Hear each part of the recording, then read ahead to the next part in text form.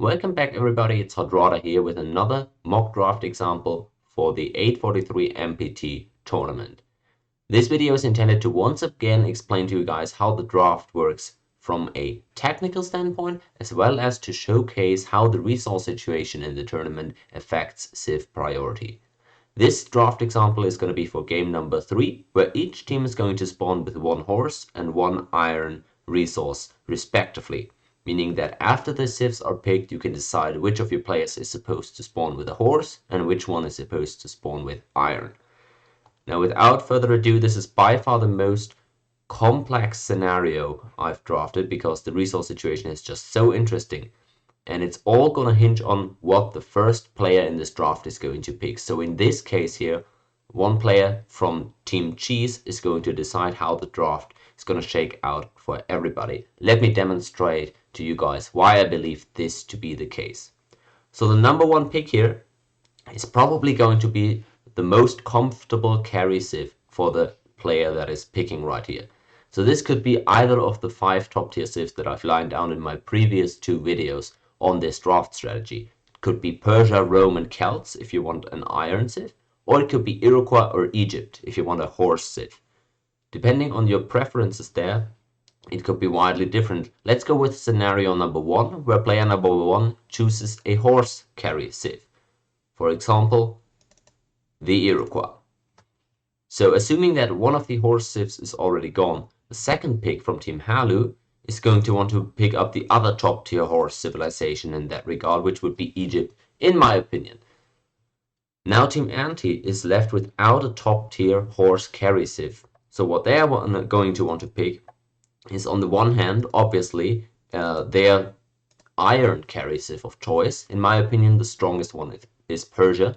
Once again, because you spawn with bronze working, enabling you to get iron working faster than Rome or the Celts would. And then they're gonna have to make a tough decision here, because their other player is gonna spawn without iron and with a horse capital instead. So who do you want to pick in this regard? There's a couple of options here, but in my opinion you could go Hittites, which is the only other horse unique unit CIV available. But you could also go with the Mayans. I think this comes down to preference. I don't think one of the denying CIVs are really valuable here, one of the choking ones. Because you really don't know if you're gonna spawn next to an enemy with a horse cap or with an iron cap, making it difficult for you to know what to tack into and which resource you have to deny. So again, this is down to preference. It could be Hittites, it could be Mayans here. Let's just, for the sake of argument, say that they roll with Hittites. Or actually, since they don't have an agricultural CIV yet, maybe the Mayans pick would actually be more realistic, because having 1 agri is always very valuable. Now it's back to Team Halu for their second pick of the draft, and they already have one of the horse CIVs. And for them, they're now in a great spot, because they're guaranteed to get one of the good iron CIVs back, right? Because Team Anti can't pick all 3 of them, and they only want 1 anyways, since you don't have 2 players with iron in their camp. So again, this comes down to preference. You could pick Celts here or Rome, but just because you don't have any agri CIVs yet, maybe the Celts would be the better pick in this spot. And for Team Cheese, it's pretty much default now. Their last pick is going to be Rome, just because they want a strong iron CIV, and they already have one of the agris. So this draft is perfect for Team Cheese, perfect for Team Halu, and a little bit difficult for the team that is left to pick 3rd and 4th. So I think this is the meta draft. If you're picking first, you want to pick one of the horse CIVs, because as I've demonstrated right here, unless somebody goes for something crazy, you're guaranteed to get one of these great iron carry CIVs back as well. And you have the choice which of the good horse CIVs you want. You're just going to have to take whichever iron CIV is left up. So maybe that is the downside. That is scenario number 1, and as I said, I believe this to be the most favorable one for the first 2 teams, and the most difficult one to handle for team number 3. So if you're picking as the last team in one of these horse and iron maps, you better come prepared with a good strategy for how to upset the kind of balance of power in the CIV tiers. However, let's just, for the sake of argument, assume that team number 1, in this case Team Cheese, open up the draft with their most comfortable carry CIV being an iron CIV. So again, my personal opinion is that Persia is the strongest iron civ in the game. So let's say they open up with that pick. Now Team Halu is in an interesting situation because they, again, it's two good iron civs and two good horse civs left up. So they have the choice whichever they like here, again, because they're guaranteed to get whichever they don't pick left up for their second pick, unless Team Anti were so creative to go for two iron civs or for two horse civs, despite only having one of these resources respectively. So you can really go for whichever you like here.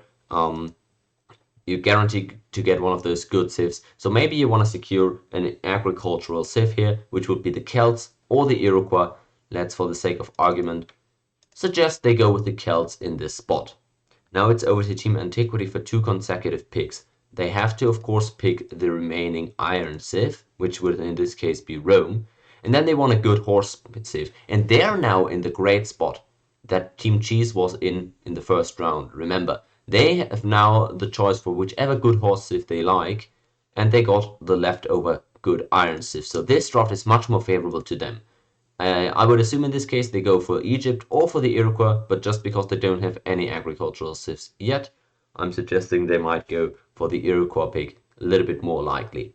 Now it's back over to Team Halu, and as I already suggested, they're in a great spot as well. They've got their agricultural pick, they can get a top tier horse civ as well, and now it's actually Team Cheese that's left in that awkward drafting spot. So you can see how much an impact that first pick had in this draft. If you go for one of the top tier horse civs, then you guarantee to still get one of the top tier iron civs as that last pick. But since you chose one of the more available iron civs as your first pick, you're now actually left without a top tier horse civ. So you're gonna have to come prepared if you want to open up with an iron civ and figure out a great last pick for this situation. Again, I suggest Mayans or Hittites, just like I did before. In this case, you don't have agri yet, so maybe having Mayans would be beneficial again.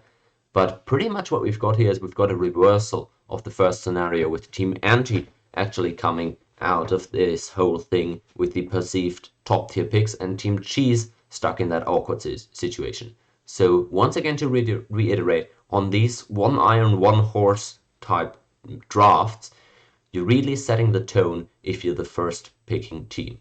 I would suggest opening up with a top tier horse civ, but if you've got an interesting strategy prepared, you can always throw a wrench into the whole system here, and I'd like nothing more than to be surprised with the strategy, of course, in this event. So this is another mock draft example for game number 3 of the tournament. Please be sure to tune into this game number 3 on February 15th on my Twitch stream, and I'll see you guys there.